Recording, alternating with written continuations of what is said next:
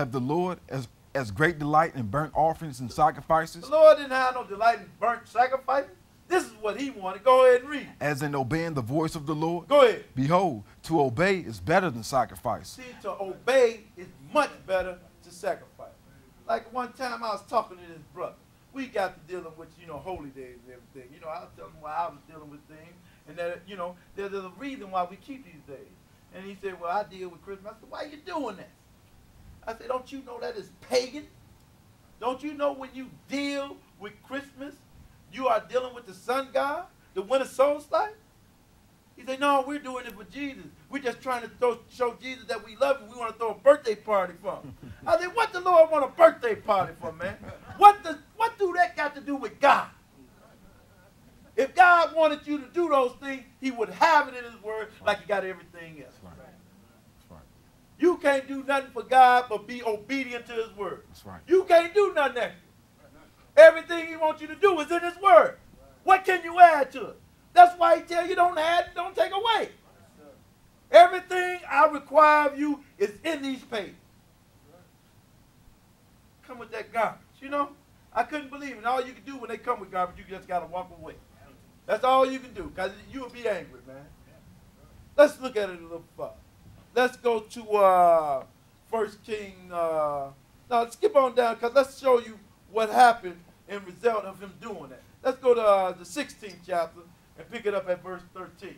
Because the Lord was so angry at Saul for doing that, he said, you know what? I don't even want you to be king no more. I'm going to get me a brother, a man that is after my heart. Right. And he's going to go and he sends Samuel to find this man.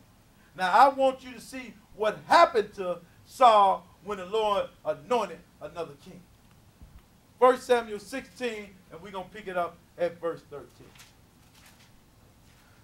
1 Samuel 16 and verse 13. 1 Samuel 16 and verse 13. When you get there, Brother Ray, go ahead and read, man. Then Samuel took the horn of oil and anointed him in the midst of his brethren. And the Spirit of the Lord came upon David. Because when the Lord anoints you, the Spirit of the Lord is going to come upon you. That's right. That is how, when you know when a brother is anointed by God, because he's going to have the Spirit of God on him. Right. He is going to give you the word of God. The Lord have not anointed a brother if he's standing before you and lying. Because the Spirit of God ain't on him. It's not. I don't care how I don't sugarcoat it. That's just the way it is. That's right. How can you say the Spirit of God is on, the Lord have anointed a brother, and God is with him, and he's lying to you? That's right. Every week. There's a problem with that, sister and brother. Keep going.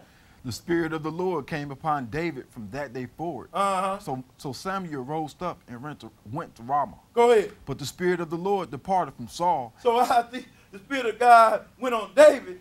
It departed from Saul.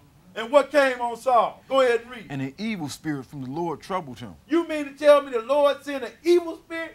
Yes. That's right. Why? Because he disobeyed. That's right. And that is what the Lord do.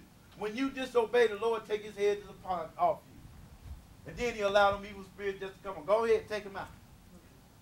He didn't want to obey anyway. Go ahead and read. And Saul's servant said unto him, Behold now, an evil spirit from God troubleth thee. And they knew it. His servants knew that it was the Spirit of God. That's right. Because can't nothing come on you unless the Lord allow it.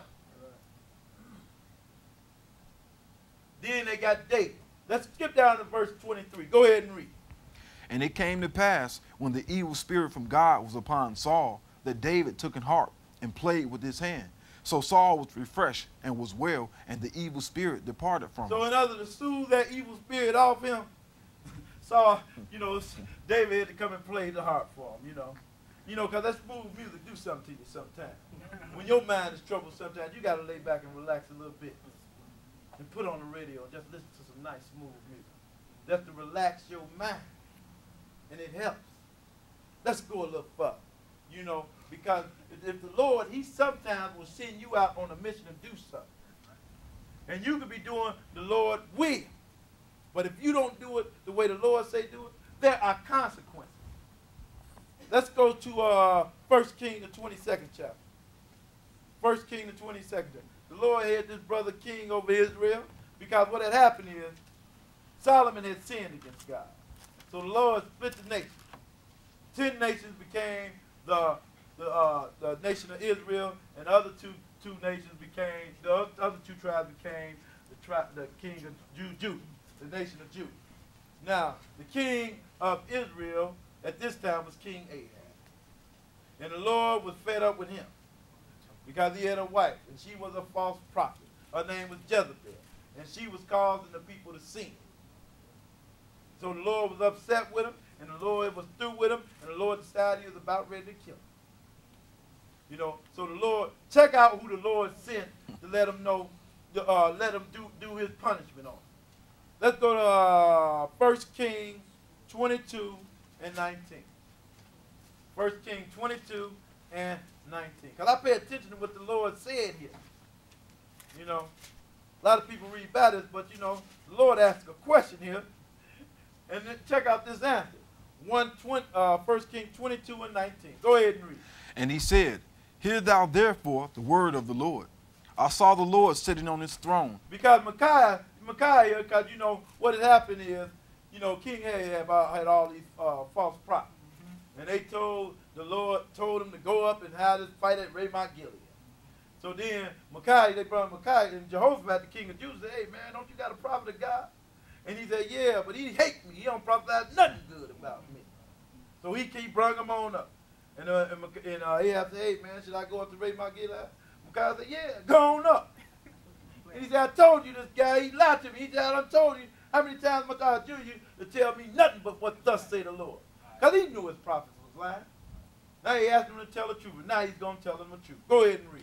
And all the host of heaven standing by him on his right hand and on his left. Go ahead. And the Lord said, Who shall persuade Ahab that he may go up and fall at Ramoth Gilead? You see that? The Lord is asking spirit beings, now who's going to persuade this brother to go up to Ramoth Gilead so he can die? That's right. Ain't that something? That's right. The Lord is going to put a spirit on him so that he could cause him to go up and die, because the Lord is passing sentence right now. Go ahead and read. And one said on this manner, and another said on that manner. Now you got all these spirit beings that, well, I can do this. And the other one said, well, I can do this. And one said, well, I can do a better one. Go ahead and read. And there came forth a spirit and stood before the Lord and said, I will persuade him.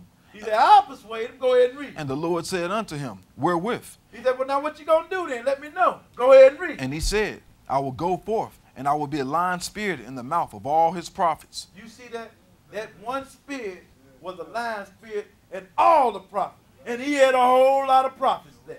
That's right. That one spirit. That's right. That is why we must all have one spirit, and that is the Spirit of God, so we can all be on one accord. Go ahead and read. And he said, Thou shalt persuade him and prevail also. Go forth and do so. Now therefore, behold, the Lord hath put a lying spirit in the mouth of all these thy prophets. God said, see, the Lord done put a lying spirit in all your prophets, man. They lying to you. Go ahead and read. And the Lord has spoken evil concerning thee. And the Lord has spoken what? Evil concerning you. Because when you do evil, sisters and brothers, the Lord put evil on you. Go ahead and finish reading that. But Zedekiah, the son of Shinanah. That's good. Skip on down to verse 29 and read. Because, you know, they're going to try to do the old switcheroo here. Right. You know, go ahead and read. So the king of Israel and Jehoshaphat, the king of Judah, went up to Ramoth Gilead. Go ahead. And the king of Israel said unto Jehoshaphat, I will disguise myself and enter into the battle. But So what Ahab, he trying to get slick. Well, you know what? Let me put on your suit and you wear my suit, and I'm going to go up to battle. Because he's trying to outsmart God. But when the Lord got the fix in on you, the fix is on you. You cannot get around that. Right. That's right. Care how many different kinds of clothes you put on. That's right. Go ahead and read. But put thou on thy robes. And the king of Israel disguised himself and went into the battle. Go ahead. But the king of Syria commanded his 32 captains that had rule over his chariot, saying, Fight neither with small nor great, save only with the king of Israel. He said, don't fight nobody small and great. Just go for that king. That's all I want. Because you take the king out, everybody else going to bag down. Go ahead and read. And it came to pass, when the captains of the chariots saw Jehoshaphat, that they said, Surely it is the king of Israel. So now they see the king of Judah, and they say, this is the king of Israel. Go ahead and read. And they turned